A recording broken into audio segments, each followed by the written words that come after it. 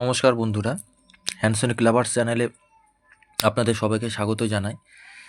আজ একটা খুব ইন্টারেস্টিং ভিডিও নিয়ে এসেছি।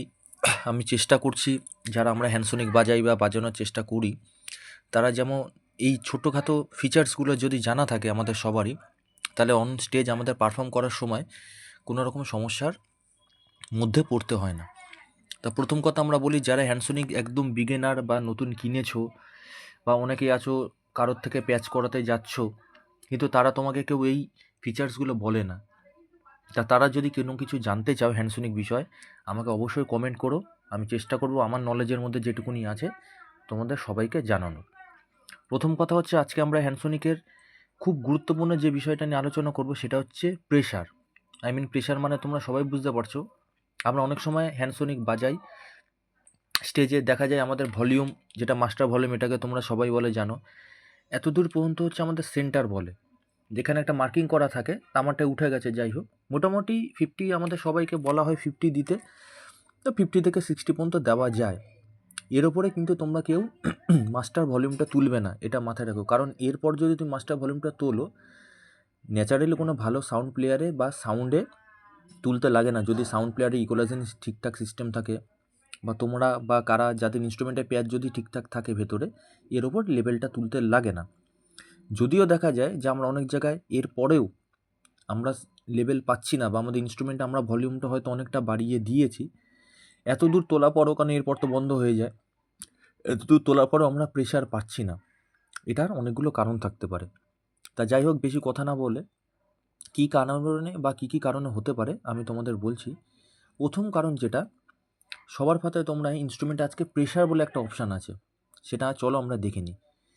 প্রথমে তোমরা কি করবে এটা জানার জন্য, আগে হ্যান্ডসনিকে যে কোনো ব্যাংকে, আমি 9 নম্বর ব্যাংকে এটা তোমাদের দেখাচ্ছি, তোমরা 1 থেকে 64টা ব্যাংক আছে, যে কোনো ব্যাংকে সিস্টেম সবকটারই মোটামুটি এক।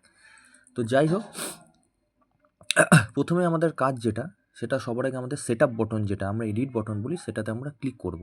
চলো ক্লিক করে নিই। ক্লিক করার পর দেখো প্রথমেই আমাদের ইনস্ট্রুমেন্ট লেখাটা আসে, ইনস্ট্রুমেন্ট সাইনটা, মানে আমরা কী ইনস্ট্রুমেন্ট বাজাবো। তা আমরা এটাকে একটু ওভারল্যাপ করে জাস্ট স্ক্রল ডাউন বটন যেটা আছে চাপার পর দেখো আমাদের প্রেশার একটা অপশান আসছে। এই প্রেশার অপশানটাকে আমাদের আজকে এডিট করতে হবে। প্রেশার অপশানটা কী হবে, আমরা এরপর যে রাইট সুইচটা আছে, এই রাইট সুইচটা টিপলে দেখো আমাদের প্রথমে টিএক্স মুড বলে একটা অপশান চালু হচ্ছে। তোমাদের আরও ক্লোজ এনে দেখাই, যতটা আমার পক্ষে একটা ফোনে দেখানো সম্ভব আমি দেখানোর চেষ্টা করছি। এই টিএক্স মুড যেটা আছে, এই টিএক্স মুডটা ম্যাক্সিমাম লোকের অফ করা থাকে। এটা যদি তোমার অফ করা থাকে, তাহলে তুমি ইনস্ট্রুমেন্টের ভলিউম যতই বাড়াও ইনবিল্ট, তুমি কিন্তু প্রেশার পাবে না। যে কোনো চেম্বারের ক্ষেত্রে, যে কোনো প্যাডিংয়ের ক্ষেত্রে, ধরো আমি এই প্যাডটা বাজাচ্ছি তাই এই সাইনটা দেখাচ্ছে, এই প্যাডটা বাজাই, এই প্যাডটা বাজাই, এই প্যাডটা বাজাই, সব কটাতে কিন্তু আমার অন করে রাখতে হবে এই টিএক্স মুডটা। টিএক্স মুডটা যদি আমি অন করে রাখি, তাহলে তোমার সব কটাতে প্রেশার তোমার দ্বিগুণ বেড়ে যাবে।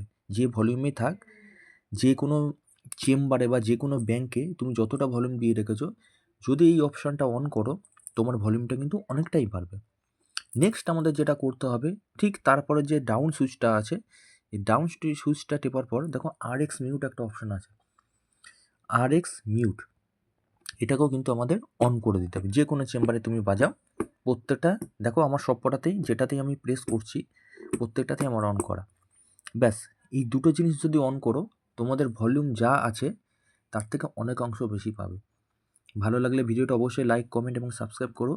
আর হ্যান্ডসনিক সম্পর্কে আরও কিছু জানতে আমাকে অবশ্যই কমেন্ট সেকশানে জানিও। ধন্যবাদ।